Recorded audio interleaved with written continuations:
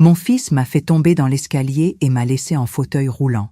Mais 6 mois plus tard, j'ai mis au point un plan pour qu'il lui arrive quelque chose de pire. Dites-moi ce que vous pensez qu'il va se passer. Votre opinion est très importante et abonnez-vous à ma chaîne pour soutenir mon travail. Votre aide est très importante. Ce matin glacial à Nice, mes mains tremblaient tandis que je serrais la rampe de l'escalier. Ce n'était pas seulement à cause du froid qui mordait la Côte d'Azur, c'était la peur. La peur de mon propre fils, Bastien, qui montait les marches. Derrière moi, avec ce regard que je connaissais si bien.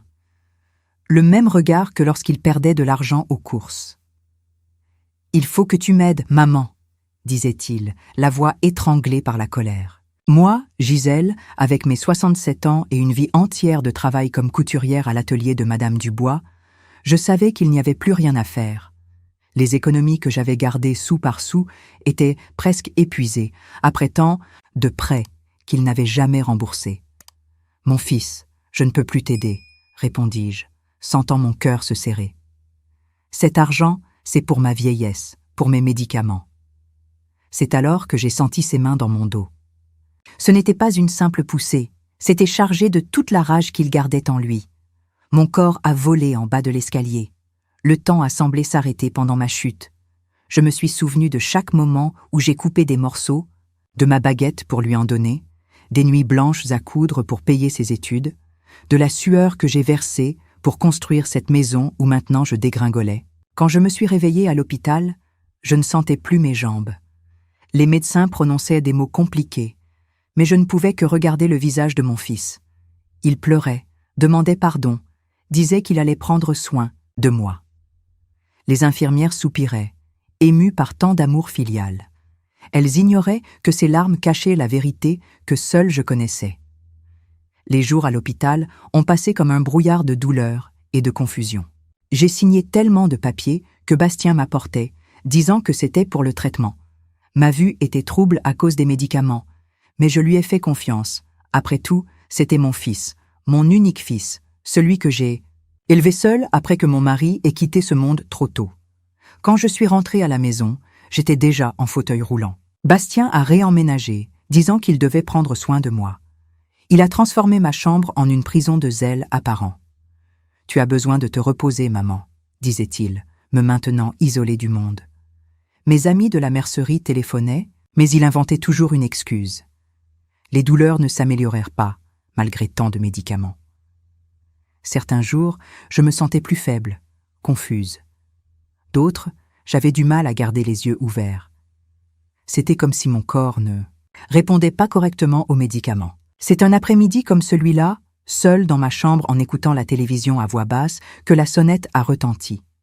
J'ai entendu la voix de Mireille, mon amie d'enfance, celle avec qui je ne parlais plus depuis 15 ans à cause de cette histoire de terrain. Bastien a essayé de la renvoyer, mais elle a insisté. Quand elle est entrée dans la chambre, ses yeux se sont remplis de larmes. « Gisèle, mon amie, qu'est-ce qu'on t'a fait ?» a-t-elle murmuré, me serrant la main. À ce moment-là, quelque chose à l'intérieur de moi a commencé à changer. C'était comme si une lueur d'espoir s'était allumée au milieu de l'obscurité. Mireille, pharmacienne retraitée, a regardé mes médicaments avec une expression étrange. Elle a pris un des flacons, a examiné le contenu. « Il y a quelque chose qui ne va pas ici », a-t-elle murmuré, plus pour elle-même que pour moi. Mais avant que nous puissions plus discuter, Bastien est revenu dans la chambre. « Je crois que maman a besoin de se reposer maintenant », a-t-il dit, avec cette fausse inquiétude que seul je parvenais à percevoir. Mireille est partie, mais a laissé un billet caché dans ma main.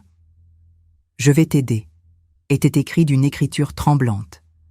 J'ai gardé ce papier comme un trésor, sentant que peut-être, juste peut-être, il y avait encore une chance de sortir de ce cauchemar. Cette nuit-là, allongée dans mon lit en écoutant les pas de Bastien dans la maison, j'ai réalisé que les larmes qui coulaient sur mon visage n'étaient plus seulement de douleur.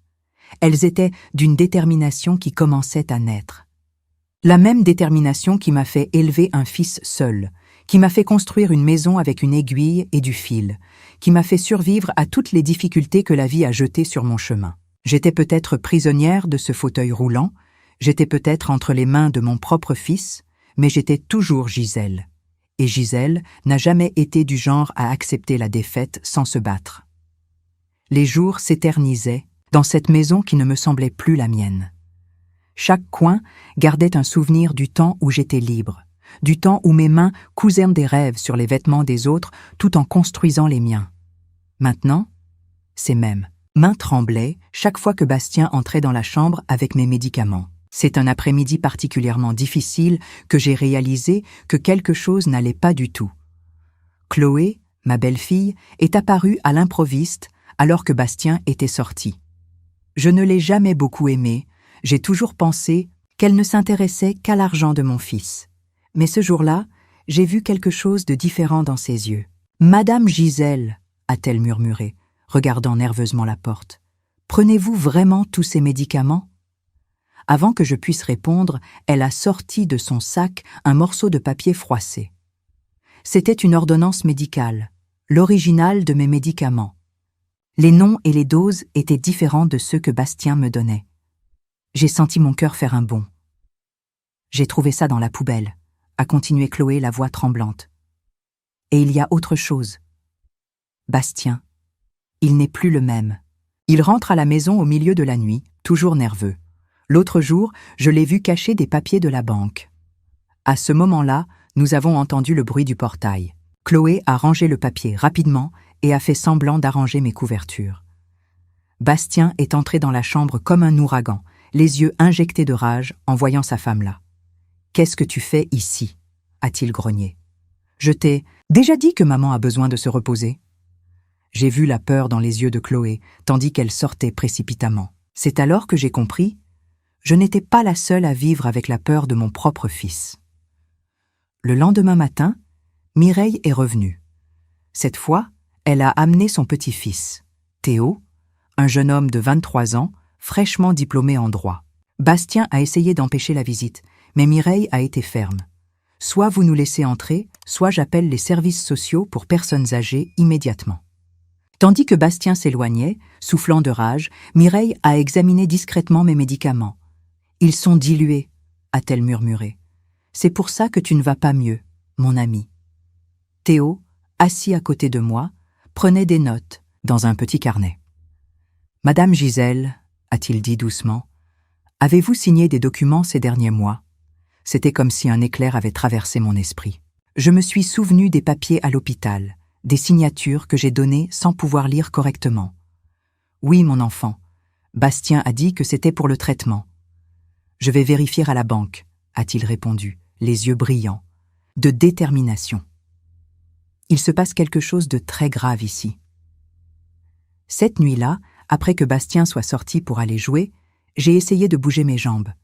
Je faisais ça en cachette tous les soirs. Mais cette fois, c'était différent. J'ai senti un léger picotement, presque imperceptible. Serait-il possible que, sans les médicaments falsifiés, mon corps commence à répondre? Les jours suivants ont été un mélange de peur et d'espoir. Chloé a commencé à apparaître plus souvent quand Bastien sortait, apportant toujours de nouvelles informations. J'ai découvert que mon fils avait d'énormes dettes de jeu, qu'il devait de l'argent à des gens dangereux. « Il est désespéré, Madame Gisèle », a avoué Chloé en pleurant. « J'ai peur de ce qu'il peut faire. » Un après-midi pluvieux, tandis que je faisais semblant de dormir, j'ai entendu une conversation de Bastien au téléphone. Il parlait de la vente d'une maison, de ma maison. « J'ai déjà sa signature, » disait-il. « Ce n'est qu'une question de temps. » Le désespoir m'a envahi. La maison que j'ai construite avec tant de sacrifices, où chaque brique a été achetée avec l'argent de mes coutures, où j'ai élevé mon fils seul, il prévoyait de tout vendre. C'est alors que Théo est apparu avec une nouvelle qui a tout changé. « Madame Gisèle, j'ai trouvé les enregistrements de la banque. Vous étiez complètement droguée quand vous avez signé ces papiers. Nous pouvons prouver la fraude. » Cette nuit-là, allongée dans mon lit, j'ai pris une décision. Si Bastien voulait me voir faible et sans défense, c'est ce qu'il verrait. J'ai commencé à faire semblant d'être plus mal, plus dépendante, plus confuse. Il a baissé sa garde, pensant qu'il m'avait vaincue. Mais il ignorait que, tous les soirs, quand il sortait pour aller jouer, je faisais des exercices en cachette. Mireille m'a apporté de vraies vitamines, que je prenais en cachette aux heures exactes. Chloé a commencé à m'aider avec de la Kinésithérapie basique, des mouvements simples qu'elle a appris sur Internet. Et puis, une nuit où la pluie battait la campagne niçoise, il s'est passé quelque chose que personne n'attendait. L'eau a inondé plusieurs maisons du quartier, y compris la petite pièce au fond du jardin où Bastien rangeait ses affaires. Chloé, aidant au nettoyage, a trouvé une boîte trempée. À l'intérieur, des lettres et des notes qui révélaient tout le plan de mon fils depuis le début. Il a tout planifié, Madame Gisèle, sanglotait Chloé en me montrant les papiers. L'accident, les médicaments, la vente de la maison, tout a été pensé il y a des mois. À ce moment-là, assise dans mon fauteuil roulant tandis que la pluie continuait, dehors, j'ai senti quelque chose de différent naître en moi. Ce n'était plus seulement de la peur ou de la tristesse. C'était une force ancienne, celle qui m'a fait survivre à la vie de mère célibataire, qui m'a fait construire une vie à partir de rien. J'ai serré la main de Chloé, et pour la première fois depuis des mois, j'ai laissé un vrai sourire apparaître sur mon visage. « Ma fille », ai-je dit doucement, « il est temps de montrer à Bastien qu'il ne connaît pas la mère qu'il a. » Avec le temps, j'ai réalisé à quel point ma vie était devenue un grand mensonge. Je faisais semblant d'être de plus en plus faible, alors que je devenais secrètement plus forte. Bastien faisait semblant d'être un fils dévoué, tout en planifiant de me détruire. Nous vivions tous les deux un théâtre macabre dans cette maison qui gardait tant d'histoires d'amour et de sacrifices. Un matin particulièrement difficile, tandis que je prenais mon café dans la cuisine sous les yeux vigilants de Bastien, j'ai laissé tomber la tasse exprès. Mes mains tremblaient, mais pas de faiblesse, c'était de rage contenue. « Tu vois, maman, tu ne peux pas rester seule une minute, » a-t-il dit, feignant l'inquiétude en nettoyant le café renversé. « Heureusement que je suis là pour prendre soin de toi. » J'ai ravalé ma salive, jouant mon rôle de mère invalide. S'il savait que tous les soirs, quand il sortait pour aller jouer, je me levais de ma chaise et, appuyée sur les meubles, je faisais quelques pas dans la chambre. S'il savait que Mireille avait découvert que les médicaments qu'il me donnait étaient pratiquement de l'eau. C'est une de ces nuits que Chloé est apparue en pleurant. Son visage était marqué, et, même dans la pénombre de la chambre, j'ai pu voir la trace violette sur son bras. Il a découvert que j'ai touché à ses affaires, a-t-elle murmuré en tremblant. Il a dit que si j'ouvre la bouche, il va faire pire que me pousser dans l'escalier. Mon cœur s'est glacé. C'était la confirmation que je craignais tant. Mon fils m'avait poussé exprès ce jour-là. Ce n'était pas un accident, ce n'était pas un moment de colère. C'était calculé, planifié, comme toutes les autres choses qu'il faisait. J'ai trouvé d'autres documents, a continué Chloé en sortant des papiers de son sac avec des mains tremblantes. Il a hypothéqué la maison 3 fois, Madame Gisèle. Il a utilisé votre signature quand vous étiez droguée à l'hôpital. L'argent? Il a tout perdu au jeu. Cette nuit-là, je n'ai pas dormi.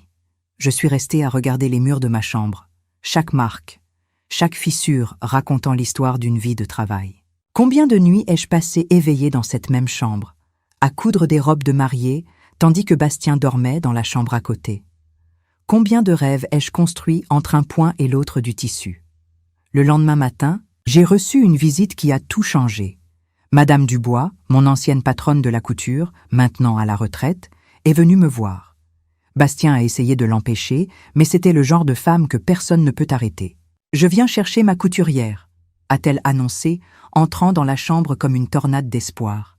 « Les filles de l'atelier n'arrêtent pas de demander de tes nouvelles, Gisèle. » J'ai vu le visage de Bastien pâlir.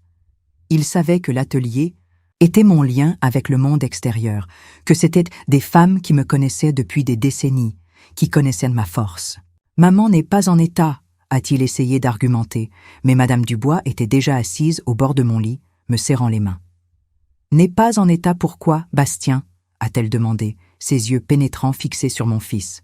« À cause des médicaments que tu lui donnes ?» Le silence qui a suivi était assourdissant. Bastien a bafouillé une excuse et est sorti de la chambre.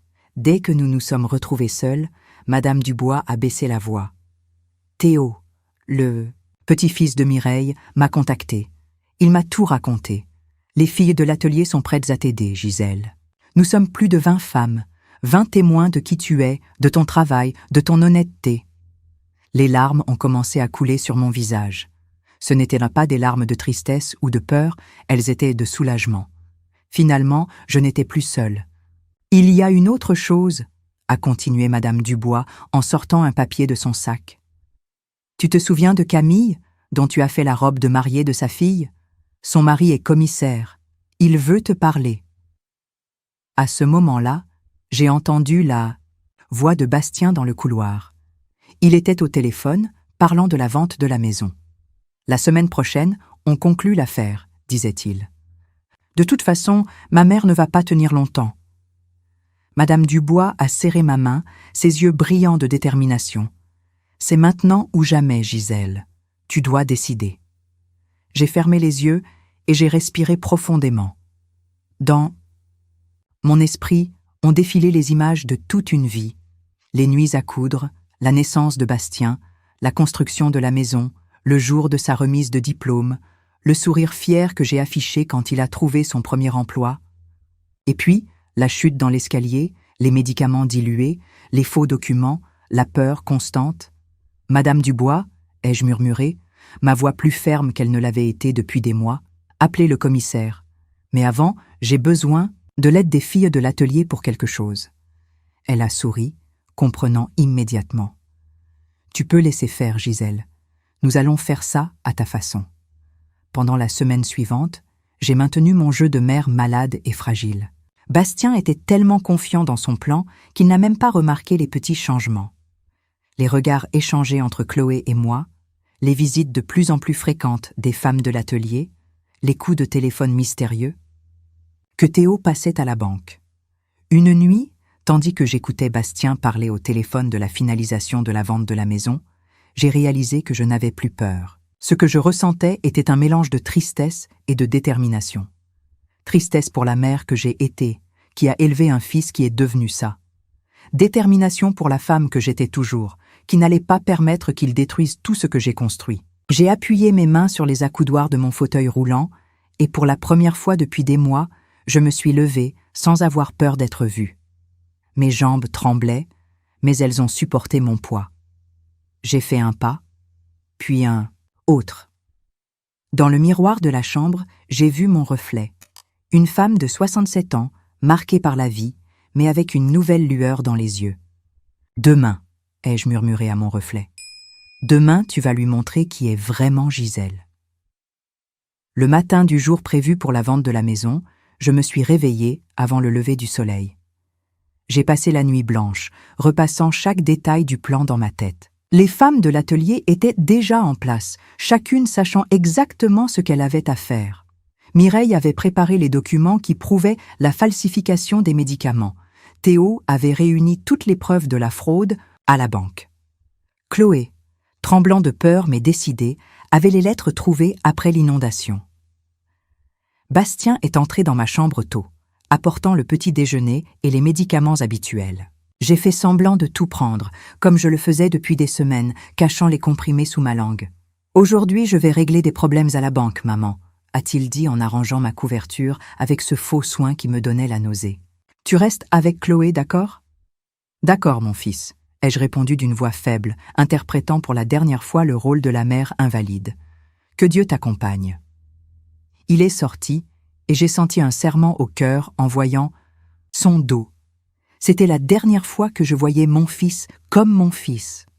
Désormais, ce ne serait plus que l'homme qui a essayé de détruire ma vie. Dès que j'ai entendu la voiture s'éloigner, Chloé est entrée dans la chambre en courant. « Il est parti, Madame Gisèle. Les femmes arrivent. » En quelques minutes, ma chambre s'est transformée en quartier général. Madame Dubois est arrivée, avec 2 sacs.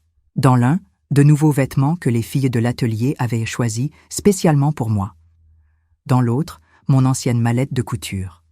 « Je l'ai apportée parce que je sais qu'elle te donne de la force », a dit Madame Dubois en plaçant la mallette dans mes mains. Le poids familier du cuir usé, l'odeur des fils et des aiguilles, les souvenirs de tant de nuits de travail. Oui, cette mallette était ma force. Mireille est apparue peu après avec Théo. Tandis que les femmes m'aidaient à me préparer, ils vérifiaient les derniers détails au téléphone. « Le commissaire est déjà à la banque », a-t-il informé. « Et j'ai obtenu une chose importante, les caméras de sécurité du jour où vous avez signé les papiers de l'hypothèque. On peut voir clairement que vous aviez du mal à tenir le stylo.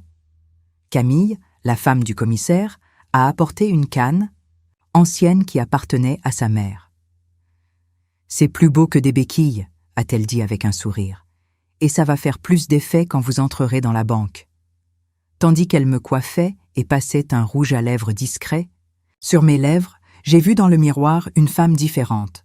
Ce n'était plus la Gisèle malade et fragilisée que Bastien avait créée. C'était la Gisèle couturière, la femme qui a élevé un fils seul, qui a construit une maison avec une aiguille et du fil, qui n'a jamais eu besoin d'un homme pour réussir dans la vie. « Madame Gisèle », a appelé Chloé doucement.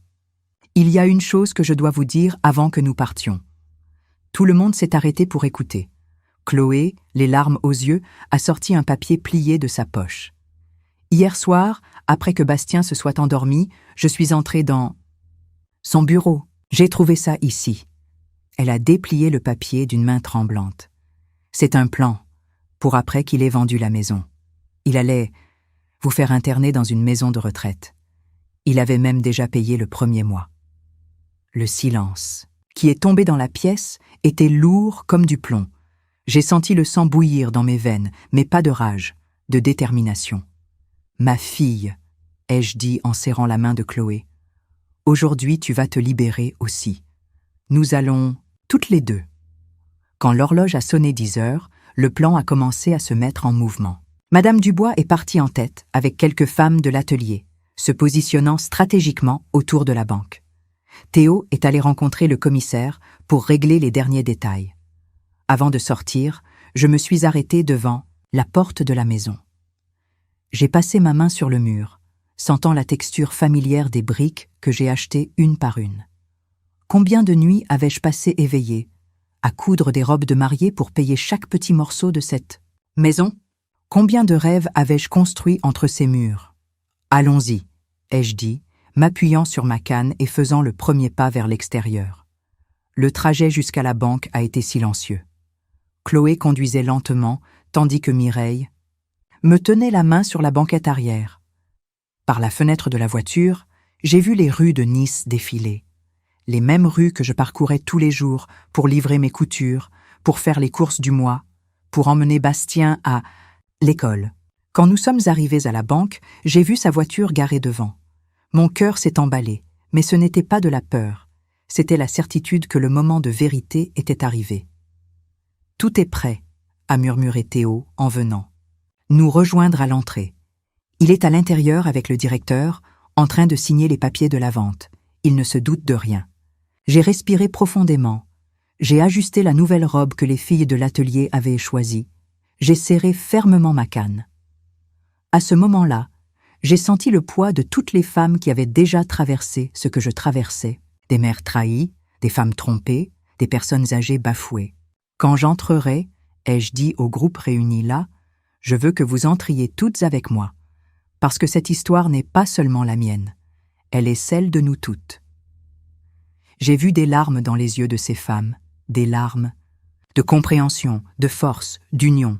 C'étaient mes amies, mes sœurs de vie, mes compagnes de lutte. J'ai fait le premier pas en direction de la porte de la banque, appuyé sur ma canne, mais le dos droit.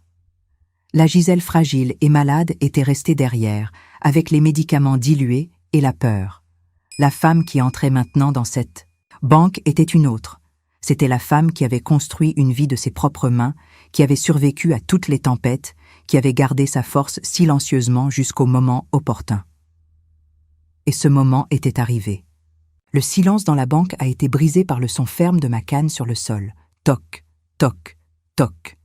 Chaque coup marquait un pas en direction du bureau du directeur, où je savais que Bastien était, probablement avec ce faux sourire qu'il utilisait quand il pensait avoir gagné. Derrière moi, 20 femmes de l'atelier marchaient en silence. Leur présence était comme un manteau de protection autour de moi. Mireille à ma droite, Madame Dubois à ma gauche, Chloé juste derrière, tremblant mais déterminé. Le commissaire et Théo étaient déjà positionnés à l'intérieur du bureau, attendant le moment opportun. Quand j'ai ouvert la porte, la première chose que j'ai vue, c'était le stylo dans la main de Bastien, prêt à signer le document final de la vente. Il était dos à moi et ne m'a pas vu entrer. Le directeur de la banque, qui était déjà au courant de tout, a levé les yeux des papiers et a esquissé un léger sourire. « Mon fils !» ai-je appelé, ma voix plus forte qu'elle ne l'avait été ces derniers mois. Bastien s'est figé. J'ai vu ses épaules se crisper en reconnaissant ma voix, une voix qui n'était plus faible ni tremblante. Quand il s'est retourné, son visage a perdu toute sa couleur. « Maman ?» a-t-il bafouillé, les yeux écarquillés en me voyant debout, appuyé sur ma canne. « Tu... comment ?» Surpris de me voir hors de mon fauteuil roulant, ai-je demandé en faisant un pas de plus vers l'avant, ou surpris de me voir avant que tu ne m'envoies dans la maison de retraite que tu as déjà payée. Il a essayé de se lever, mais le commissaire, qui était discrètement dans un coin du bureau, a fait un geste pour qu'il reste assis. C'est alors que Bastien a remarqué les autres personnes dans le bureau, les femmes de l'atelier bloquant la porte, Théo avec une mallette pleine de documents, Chloé tenant les lettres trouvées après l'inondation. « Je ne sais pas de quoi vous parlez », a-t-il essayé d'argumenter, mais sa voix tremblait. « Je ne fais que m'occuper de vos affaires, de votre argent. »« De mon argent ?» ai-je coupé, ma voix calme mais ferme. « Comme tu t'es occupé de mon argent quand tu as hypothéqué ma maison 3 fois sans que je le sache, ou quand tu as volé mes économies pour payer tes dettes de jeu ?» Mireille s'est approchée avec les flacons de médicaments falsifiés. Ou quand il diluait ses médicaments, prolongeant sa souffrance pour garder le contrôle, a-t-elle complété en plaçant les flacons sur la table du directeur. J'ai vu le visage de Bastien changer, de la panique initiale à une rage contenue. C'était le même regard que celui de ce jour dans l'escalier, le jour où il m'avait poussé. « Vous ne pouvez rien prouver de tout ça », a-t-il dit entre ses dents. C'est alors que Théo a fait un pas en avant, ouvrant sa mallette. « En fait, nous pouvons tout prouver », a-t-il dit en éparpillant les documents sur la table, y compris les enregistrements de la banque du jour où Madame Gisèle a signé les papiers de l'hypothèque, complètement droguée. Le directeur de la banque, qui jusqu'à présent observait en silence, a pris l'un des documents. « C'est de la fraude, monsieur Bastien. Fraude contre une personne âgée, aggravée par le fait d'être un membre de la famille proche, la banque va porter plainte. » C'est alors que Chloé a fait un pas en avant, ses mains tremblant mais sa voix ferme. « Et il y a plus, Bastien. Il y a les lettres que tu as écrites, planifiant tout depuis le début. La poussée dans l'escalier n'était pas un accident, n'est-ce pas ?» Le visage de Bastien s'est tordu dans une expression que je n'avais jamais vue auparavant. C'était comme si un masque était tombé, révélant quelqu'un que je ne connaissais pas, quelqu'un que peut-être je n'avais jamais vraiment connu. « Vous n'allez pas me faire ça, » a-t-il grogné en se levant brusquement. « Je suis votre fils. »« Non, » ai-je répondu en tenant fermement ma canne. « Le fils que j'ai élevé est mort le jour où il a prévu de me détruire pour prendre mon argent. L'homme qui est devant moi est un étranger. » C'est à ce moment que quelque chose à l'intérieur de lui a semblé se briser. Il s'est avancé vers moi, mais avant qu'il puisse faire 2 pas, les femmes de l'atelier ont formé une barrière humaine autour de moi. C'étaient des femmes simples, des couturières comme moi, mais à ce moment-là, elles étaient un mur, de force et de dignité. « Regarde bien ces femmes, Bastien, » ai-je dit, ma voix étranglée mais ferme. Chacune d'elles m'a vu construire cette maison, point par point, couture par couture. Elles m'ont vu t'élever seule, elles ont vu chaque sacrifice que j'ai fait pour te donner des études, pour faire de toi un homme. Et maintenant, elles sont là pour me voir récupérer tout ce que tu as essayé de me voler. » Le commissaire s'est approché, posant sa main sur l'épaule de Bastien. « Vous êtes en état d'arrestation pour fraude, détournement de fonds et violence sur personne âgée, » a-t-il annoncé. « Vous avez le droit de garder le silence. » Tandis que le commissaire conduisait mon fils hors de la pièce, j'ai senti mes jambes flancher pour la première fois ce matin-là. Mais avant que je puisse tomber, 20 paires de mains m'ont soutenu. C'étaient là mes amis de l'atelier, mes sœurs de vie, me soutenant comme elles l'avaient toujours fait. Chloé s'est approchée, pleurant. « Pardonne-moi, Madame Gisèle, » a-t-elle sangloté. « J'ai mis tellement de temps à trouver le courage. »« Non, ma fille, » ai-je répondu en la serrant dans mes bras. « Tu as été courageuse quand il fallait l'être, et maintenant, tu es libre aussi. » Dans les jours qui ont suivi, ma maison est redevenue mienne. La banque a annulé toutes les hypothèques frauduleuses et Théo a veillé à ce que chaque centime détourné soit retrouvé et restitué. Mais plus important que l'argent ou la maison, c'était la sensation de libération. 3 mois plus tard, un après-midi tranquille de samedi, j'ai pris une décision. J'ai appelé Chloé, qui était devenue comme une fille pour moi, et les femmes de l'atelier pour un café. Quand elles étaient toutes réunies dans mon salon, ce même salon où un jour je m'étais sentie prisonnière, j'ai fait l'annonce « Je veux transformer la moitié de cette maison en un centre de soutien », ai-je dit en regardant chacune d'elles. Un endroit où d'autres femmes âgées, victimes de violences familiales, peuvent trouver de l'aide et de la force. J'ai vu des sourires et des larmes se mélanger sur les visages autour de moi. Madame Dubois a été la première à parler, et nous allons t'aider, Gisèle, comme tu nous as toujours aidés. Aujourd'hui, quand je regarde par la fenêtre de mon salon et que je vois d'autres femmes arriver, certaines courbées par le poids de la honte, d'autres, tremblant de peur, je sais que j'ai fait le bon choix. Parce que chacune d'elles, quand elle entend mon histoire, trouve un peu de force pour raconter la sienne. Ma canne est toujours avec moi, non pas parce que j'en ai besoin pour marcher, mais parce qu'elle me rappelle d'où je viens et à quoi j'ai survécu. Et quand quelqu'un me demande si je n'ai pas de rancune envers mon fils, je réponds avec la vérité que j'ai apprise. La plus grande force d'une femme ne réside pas dans le fait de ne jamais tomber, mais dans le fait d'apprendre qu'elle peut se relever seule. Et quand elle découvre cela, plus rien ne peut la faire tomber.